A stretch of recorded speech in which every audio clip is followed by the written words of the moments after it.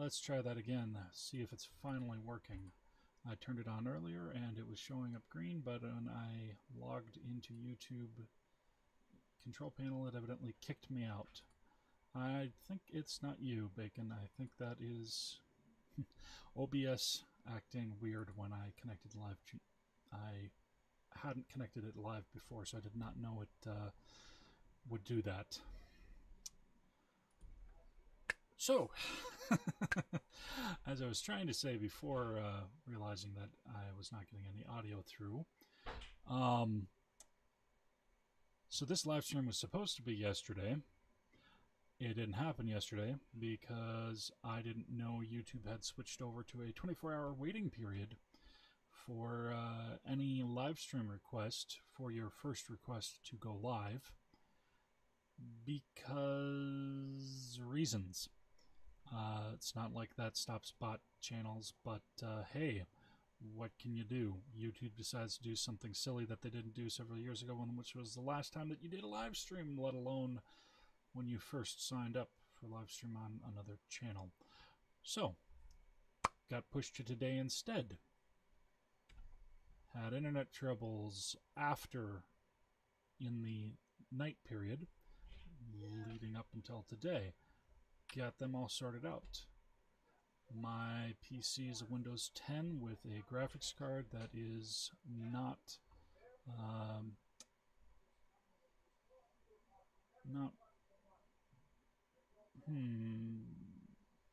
one moment, Bacon. Let me see if I can hear it on my end, since it seems it's not working for you.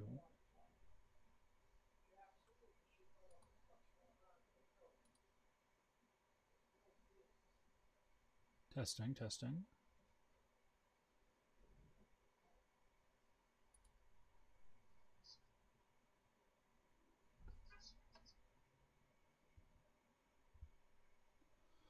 No, I'm seeing it and hearing it when I go onto YouTube Live. I'm not sure why it's not showing up.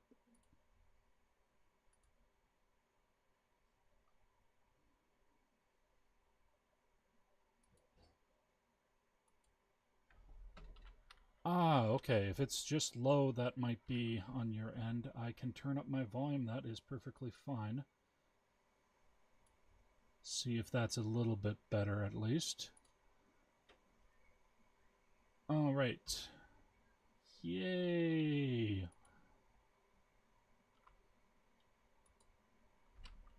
Sound.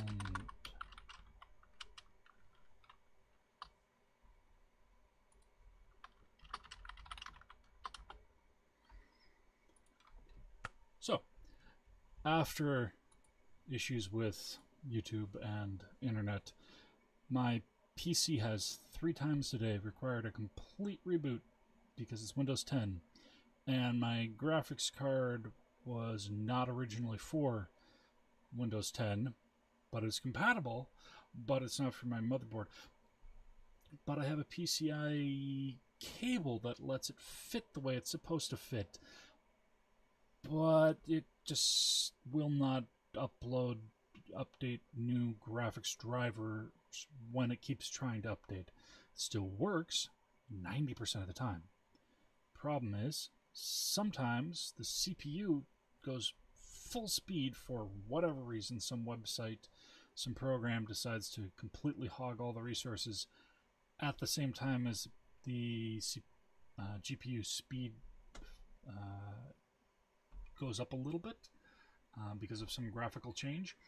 Temperature doesn't even have to be high. It'll just decide, hey, I'm going to freeze the graphics for a moment. Usually I can fix that with a quick Windows Control-Shift-B, which is the shortcut for refreshing your graphics driver, in case you didn't know. And sometimes that doesn't work. Sometimes, no matter how many times you press that key combination, no matter what you do to unplug something and plug it back in just to see if it'll make any difference, it just won't do a thing. And you have to restart your entire computer. Gotta love Windows 10 for that, and for the forced updates, and for not being able to stop it from doing any updates in the future like you used to be able to do with Windows 7 and any earlier version of Windows. But of course, work with what you got. Thanks for the comment on the beard bacon. Had it for quite a while. Trim it slightly for Christmas, and that's about it. So, I originally had planned to have a 10-minute countdown going before the stream even started. Clearly, that didn't happen because I ended up starting late. Wonderful. So, little bit of rambling as we start things off. Got 45 minutes before my plan to end. I may go slightly over if I have to because I started late, but I'm not intending to if I can do so otherwise. So, first and foremost, what I was originally going to say as my greeting. Greetings, programs, salutations, pawns and poppers, one and all. Welcome to the first live stream of Deepwell Ink Entertainment. And what is Deepwell Ink Entertainment, or d.i.e. for short? Well, it's that little tiny logo right there. And what does that mean? Deepwell Ink Entertainment is the latest of my ventures for creative works. I have previously worked just under my own name. I have worked under Cracked Sky Games. I've worked under Red Rock Gaming with ROC instead of ROCK, which led to some issues with regard to difficulty in searching and things like that. So that changed. I am the co-founder and still COO of First Taste Multimedia, though Adam and I haven't done anything with it for some time because we put that on hiatus with so many of our freelance artists being in college or getting other jobs and other things, and funding not coming from anyone other than Adam and I. So we decided we'd focus on some other things for a while and circle back around to it, still keep control of all of our IPs that we had, and you may see a couple of them. I have worked with freelancers over the years since shortly after leaving my 1 year of college. I had gone to get a major in English, specifically creative writing. I decided $14,000 a year was not worth it, and it did help my credit score as I paid it off over time. But the degree was not going to help me with actually working as a novelist, working in short stories, working on creating anything to do with gaming, anything to do otherwise that was a less teaching or editorial basis. Not what I was wanting to go in for, and I basically listened to some peer pressure from friends and family, and had gone in for the 1 year, and I learned quite a lot. I enjoyed the year I had. Never would have done it at that price if I had known that there was the option to sit in on some classes and other things. So, learned that lesson. So all of these different ventures started more or less from learning that I actually could, in some small part, create things, and sometimes, on occasion, get a little tiny bit of money off of it, whether I did or not, that I enjoyed the process. I've sold one article that was for a periodical online. I did an interview with the artist of Your Mama, and he also was at the time the artist of Hero by Night when he won a contest, which turned out to be for a company that was horrible, and he fought for getting the rights back to his own work. Needless to say, that wasn't the best periodical in the long run because they didn't really follow up with any of that. I ended up in high school selling a couple of short stories. I have managed to print my own comic based off of my own writing. I've worked on multiple different stories. I'm currently working on a series of novels.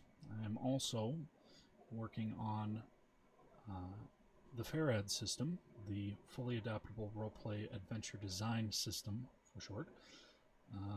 FAIR-AD system, as I said, which I have been working on for about 8-9 years, on and off. I haven't been working consistently the entire time on it, but I have been putting in the effort more solidly over the last year while I've been working on the 4th alpha of the FAIR-AD system.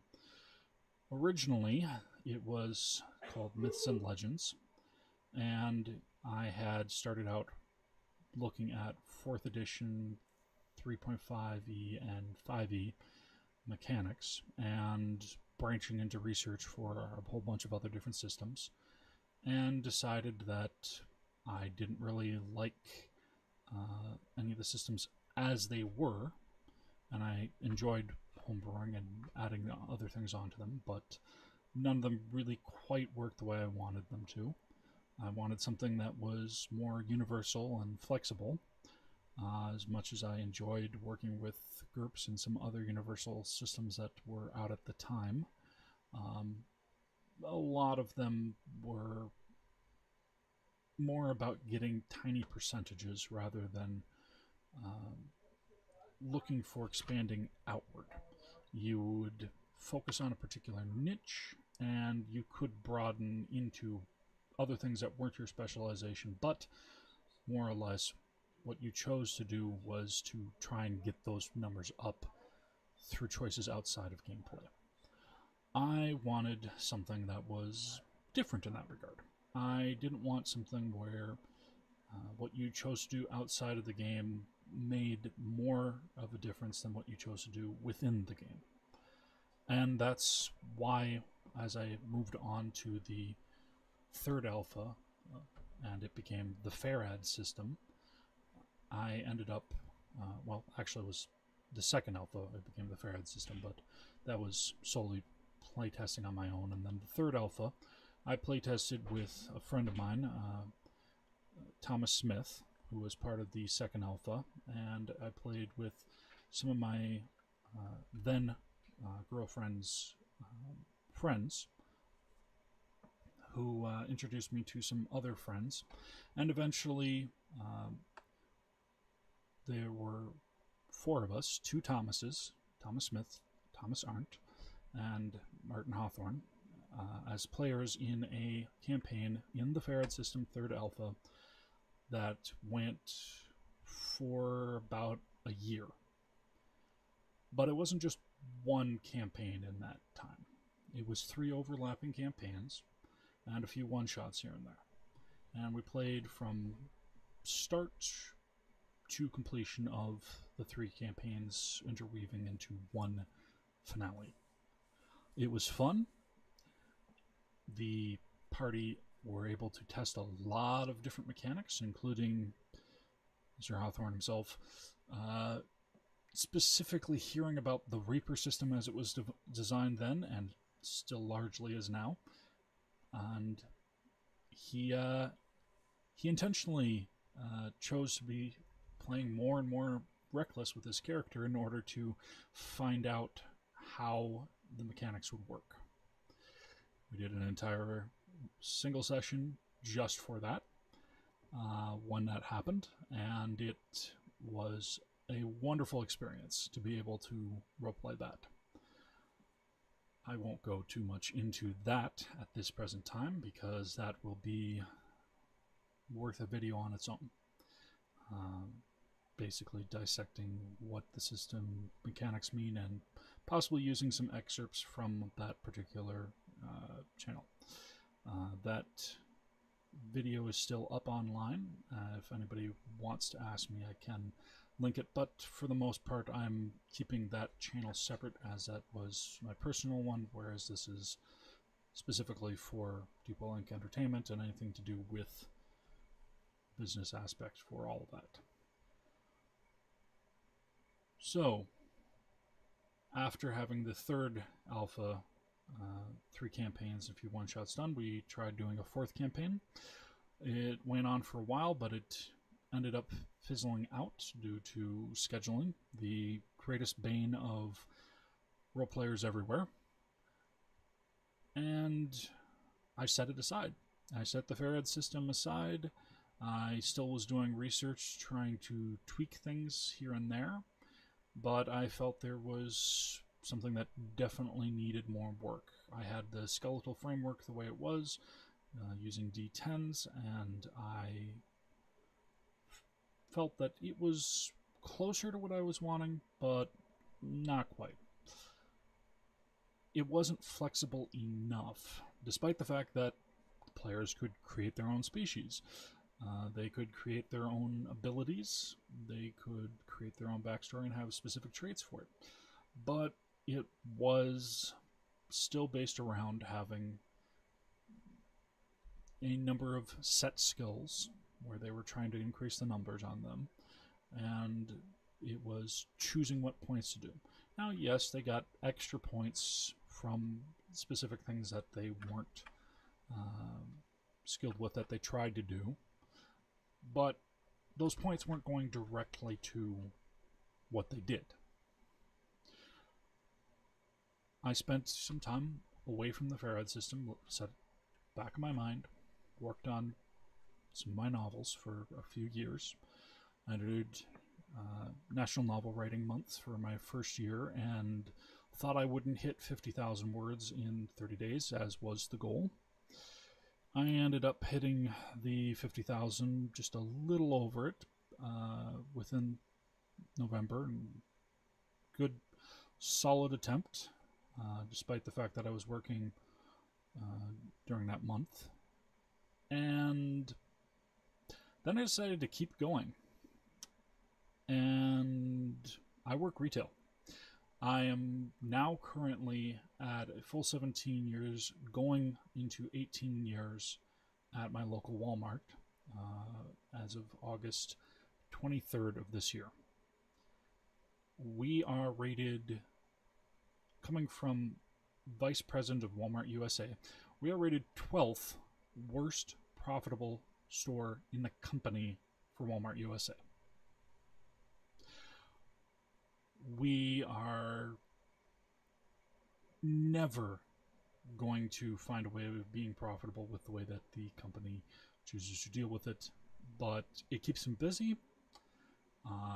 It pays better than everything else in town, and the benefits, unfortunately, are better than everything else in town, which makes a big difference when you're type 1 diabetic like myself.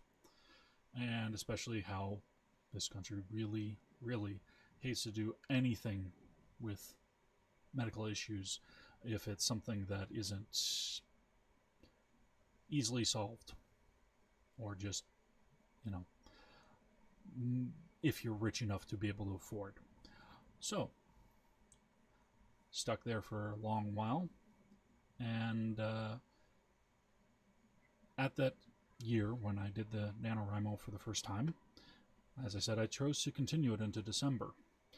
One of the busiest times of the year for anybody in retail, whether you're a customer or a worker. I got 65,000 words in that December, instead of the 50,000 which I had gotten in November. I had half of my first full-length novel finished in 2 months. And throughout the rest of the following year and the next November, I, for the most part, finished it off. And I added more the following year because it felt like it still needed more. But over time I found it still needed more, but it was too long, so I split it in half. So instead of having 3 books for a trilogy, it's going to be 5 books for a quintilogy. And time will tell how well that goes, because this year I set aside the 3 first drafts that I have.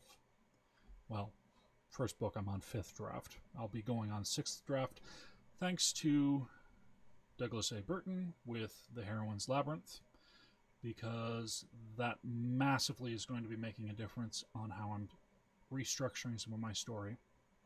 I was already using some elements of it without knowing about the structure at all, but now I can actually refine it and make it a lot better. But, so this year I had decided to set it aside and go back to the FAIRAD system, which I actually decided to do starting last year, a couple of months before the, 2 years ago, a couple of months before the OGL scandal hit. I decided to go back to the FAIRAD system because I finally figured out how to make things work better for progression to actually make a difference on choices in-game rather than out-of-game. Pretty simple, actually. You just literally have what you do rank up. You do it, you put a couple points down. You rank it up enough, you've moved on to the next rank, and it affects your gameplay. Instead of stacking on points and points and points and points, it ends up giving an advantage which skews the statistics toward getting the higher numbers, but without inflating everything. Really should have seen it as a simple way of handling it, but there's not really a lot of RPG systems I've encountered that even try to do what I'm trying to do with the FAIRAD system, so blame me for not playing around enough games, I guess.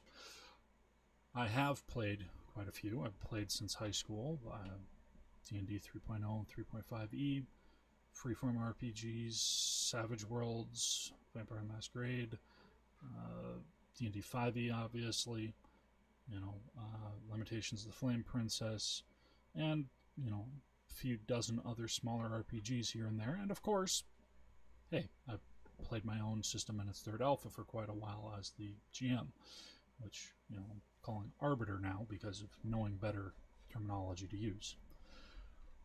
But had I started on it earlier, I could have leveraged some of that push from the OGL to actually affect momentum with the FAIRAD system and other projects. Unfortunately, did not. I did, however, manage to keep a development blog Discord server running, and it's been more or less daily updates for over a year, and if I miss some, then I end up making up for them. And for a good long while, I was making more than one per day anyway, so it was, it's technically it's ahead. And seeing as I'm the only one currently who is working for Deepwell Ink Entertainment and working on the FAIRAD system, I'm making progress. It's not as fast as I'd like, but, between exhaustion from work, the heat of the season, and my room being an oven with how this old building is set up, I'm doing what I can do. It is what it is. So, with that, I have been working on the FAIRAD system, and I'm not going to be doing traditional NaNoWriMo this year. Instead of doing 50,000 words on a novel, I'm going to do as many words as I can do specifically either with the FAIRAD system core rules or any stories that relate to aspects within the FAIRAD system, which I can use as examples, and little bits of flash fiction, perhaps, for, being able to offer as for examples when that comes out.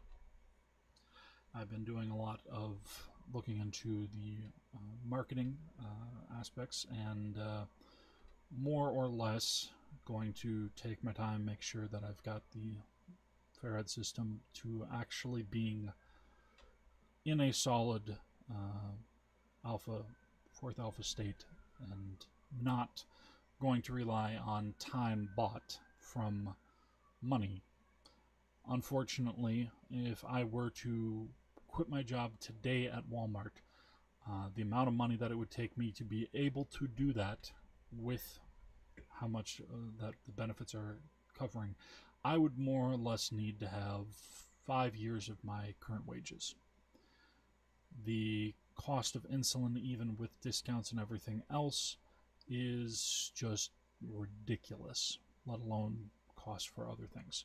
So that's not likely to happen unless I take the long game and work out overtime to make sure that what I have is ready for people.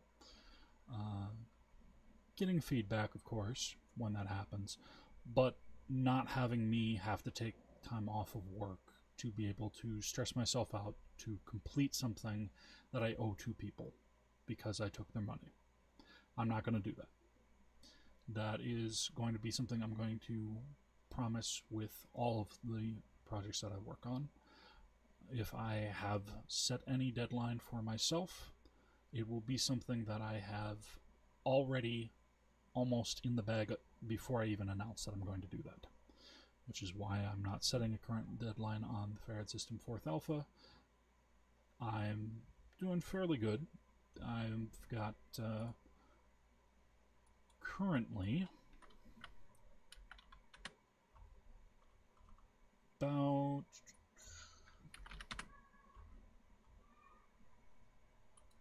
if I can get it to actually update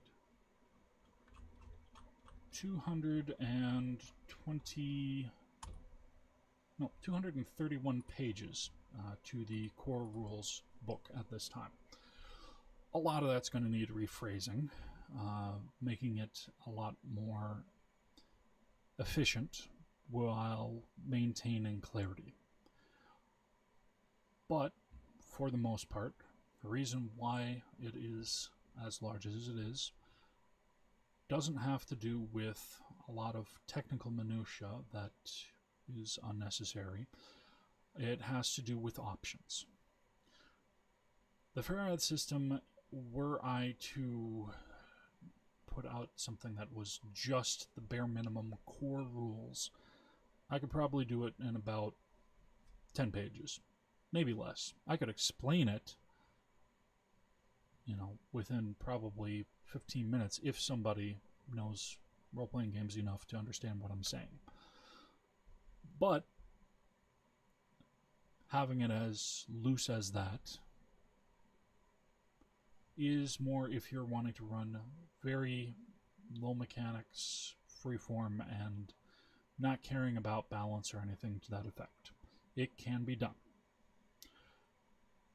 But I've encountered enough people who roleplay and who play role-playing games, whether they are role-playing or not, who particularly like actually having choices that they make both in and out of game that affect how their character progresses. And that does require a lot more balancing and ensuring that when people make such choices, the person who is helping them run the game actually knows how to decide whether or not something is easy, simple, hard, or difficult. If it is just a regular flat check, it's a pretty simple thing. You roll the appropriate dice, add the modifier, and if you come up with a certain range, it's a straight success. It's a success at cost. It's success with bonus. Or it's a failure at cost, or a failure with bonus. Fairly easy. There's multiple different things that can affect what those costs and bonuses can be in a given situation, and the Arbiter can always change that. But it's based off of the rules of improvisation. By not sticking to just a static binary, it encourages things to move forward, but to never be too easy or too difficult to not let chance have some effect. The more that you plan things out, that you do things to gain advantages, yes, the easier it will be. But at the same time, the Arbiter has ways of making things a little bit more difficult if certain things are made available to them, such as anti-dice, which can go against somebody. I also wanted to make sure that the Farad system would be able to adjust based off of a variety of different scales. I wanted it to be able to be played by a single person. I wanted it to be able to be played by 2 people. I wanted it to be able to be played even by up to 8 people, as long as the Arbiter is able to know how to balance it based off of what they specifically wanted to have as the feel for their game. If you want to have a light romp, hey, you can certainly make it so that it's going to be fairly easy and that there's going to be a lot of randomness, but it's going to be in the player's favor. If you want to make it grim and gritty, you can make it the opposite, and you can make it very difficult, where if they aren't planning carefully and also using their resources to the best effect, you can make it extremely difficult for somebody. But it is designed that such balances are known, that you're not going to go into it without knowing what's going to happen. If you choose to play it a certain way, you know it's going to be that way. And it's designed so that instead of every single mechanic needing to be readjusted if a GM were to do that, they can change the scale by changing the dice and changing the size of the luck die and changing the size of the regular dice that are being rolled can readjust the probabilities. When the Farad system 4th Alpha core rules is finished, there will be a breakdown of different scales and how they affect probabilities and give a different feel based on what you're aiming for. Right now, I don't have that listed out as much because I'm still dealing with a lot of other things and I'm not taking the time working on that aspect when I know that's been made modular enough that testing the specifics of different options isn't so much the issue as what those 6 outcomes are. Having the 6 outcomes for success, success with bonus, success at cost, failure, failure at cost, and failure with bonus is more important to everything else that comes after that point.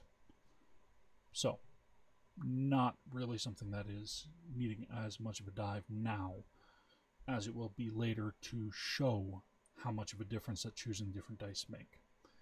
It's something that a lot of game design has gone into other systems where they know this probability curve causes this to be likely, this probability curve makes this particular option even more favorable for what they're aiming for, and some games just simply use a d20 because it's what a lot of systems are used to, and they don't always realize how that's going to affect the gameplay itself.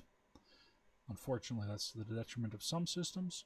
Sometimes it's a benefit in certain points where they don't know why, but it just works. And I've looked at a lot of different dice mechanics through the development of the Farad system, and that's why I've decided on something modular, because that is what the Farad system is. Fully adaptable roleplay adventure design system. The motto, play your way.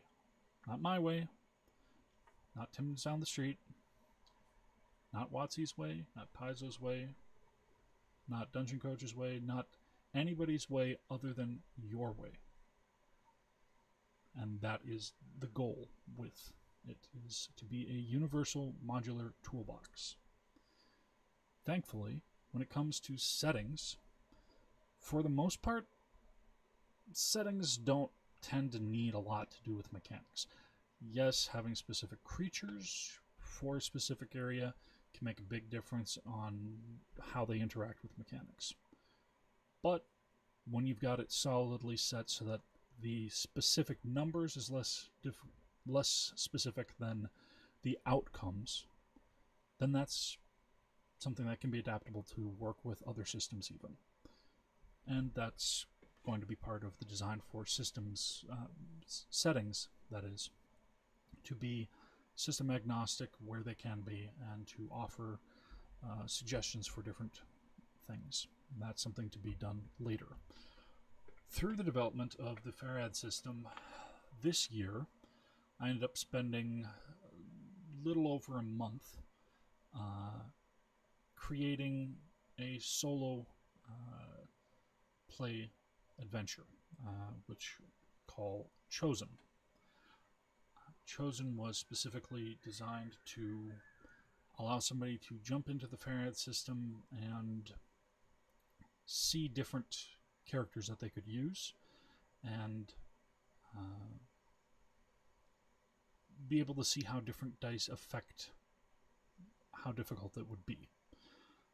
Uses different dice depending on which character that you ended up drawing, because it also uses a deck of cards including the jokers, and setting out a 7x7 grid plus a row of 5, and can go into that more with a different video in the future. For right now, however, I thought that I might end up showing a little bit of some of the different work that I've done, since I haven't received any questions thus far. And we'll jump over to that instead of my rolling dice, pawn, and suits there. And it should be coming up shortly. For some reason,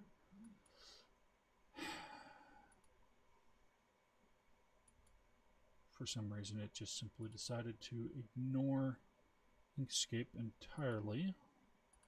Why are you doing that? That's not supposed to be Opera.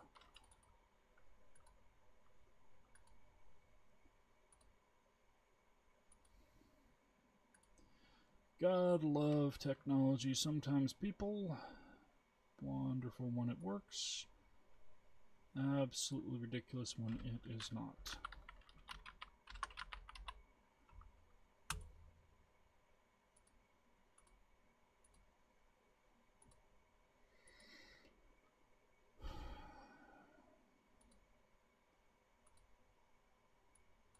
Why are you acting up?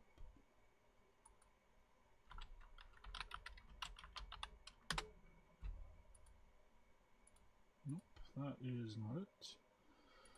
Gotta love what worked before suddenly deciding not to work after the computer reboots.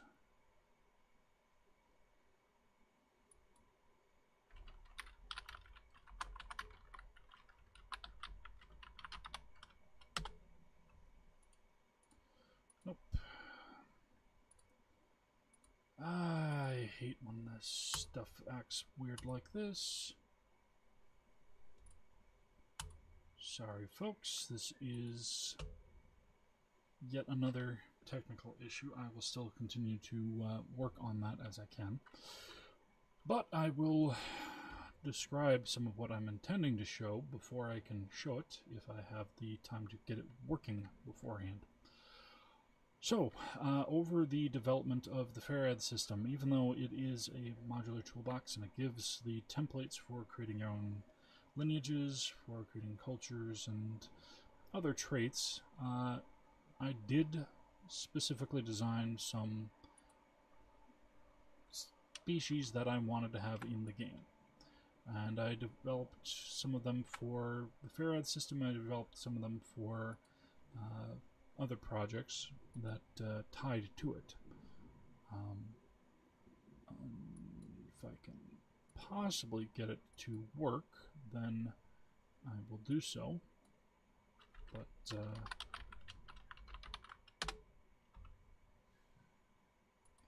that's entirely based off of OBS deciding to work instead of being a pain in the butt.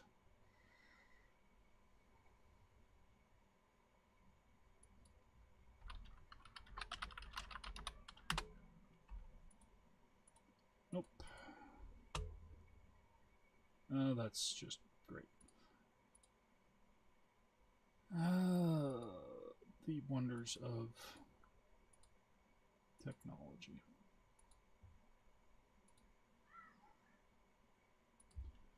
So if anybody would like to ask any questions while I'm trying to get this functioning, I will certainly answer any of them. I don't know if I will be able to get it working, despite the fact that it worked yesterday when I tested it without connecting to YouTube, and when I did a very short private test of audio and video before my graphics card decided to have the drivers go crazy.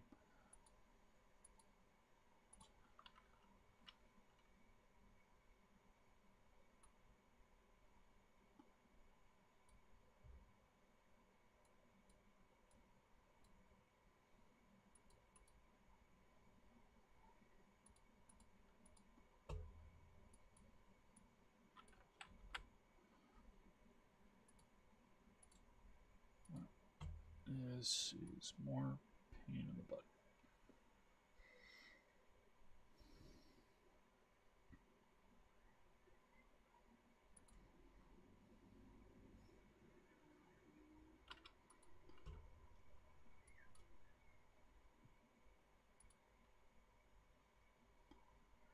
I can't get it to pull up the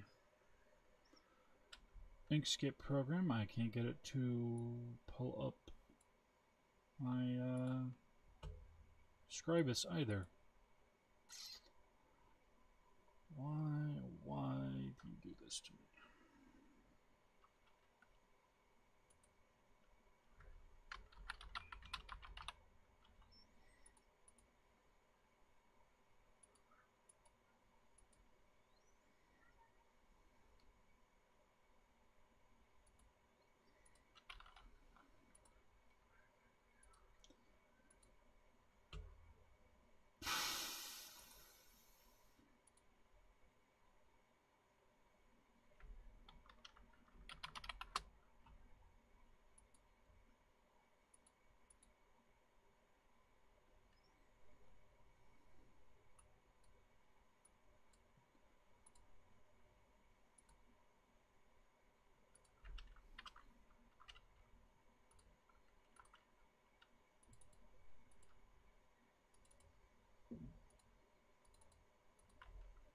Ah, that'd be because it decided to disconnect and reconnect me. No idea why in the world it did that. And now it finally decided to do the image, but it has flipped it 180 degrees for no reason whatsoever. Because it's not that way on my computer.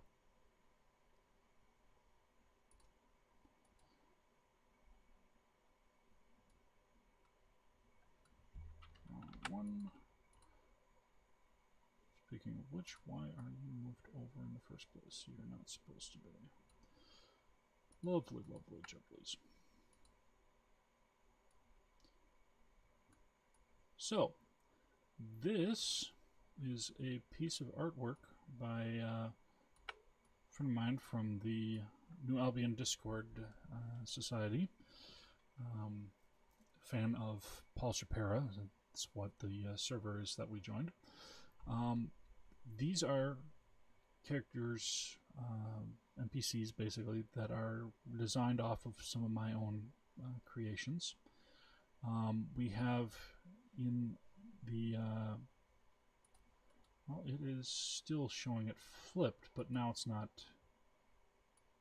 Nope, that's flipping the wrong one. Why in the world is it ignoring what I'm wanting to do?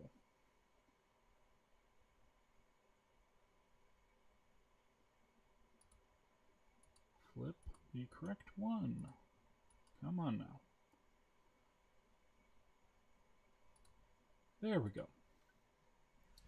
So, on the top left here, we have some pixies leading downward, and then we have some goblins in the foreground in the corner of the docks leading over to the right, and we have some kubi. And then there's another goblin there, and further in the background we've got some other goblins, pixies, and kubi that are going on. Goblins, in this particular case, are not the tiny little chaos lizard type reptilian humanoids that they are in a lot of other role-playing systems. They are more based off of sort of if raptors had evolved differently, and a few other changes that come from not evolving on Earth. Pixies, likewise evolved in the same realm, but more from insects, taking more bipedal stance, and kubi from infernal species that evolved in a aquatic sort of realm. All three of them descending from very mutative, chaotic creators and ancestral lineages. But this piece is going to be in one of the Farad system books. It'll either be in the setting where this takes place in Lanida, which is the planet, which would be Legends of Lanida for the particular book that would be starting off that series for the setting, or it will be in the core rules, most likely, just because they will probably be one of the species that will be featured there for a fair bit. At present, I do have some archetypes that will be going on for not classes, since the Farad system doesn't require anything to be classes, but training paths that can be branched off of, basically more or less giving an idea of ways to upgrade a character through gameplay. Yeah, that is more or less what I was wanting. Particular image, and I will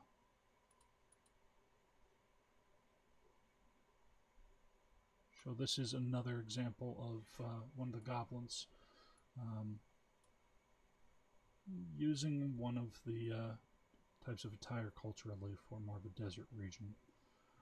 And this art was done by somebody who I commissioned, and I've got quite a lot of art from them, which I had wanted to share through Inkscape because I put it all into one thing instead of having to create individual images to share through OBS.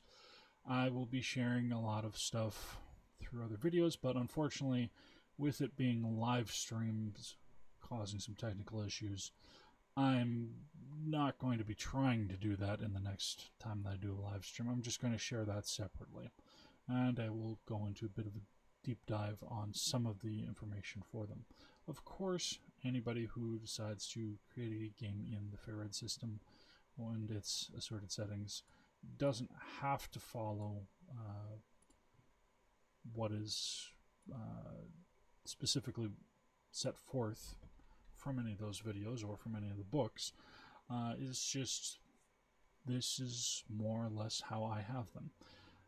They are the way that they are in the series of novels, because that's the way that I wrote them. I wrote them to be within Lanida and to use characters and lineages and places that are from there.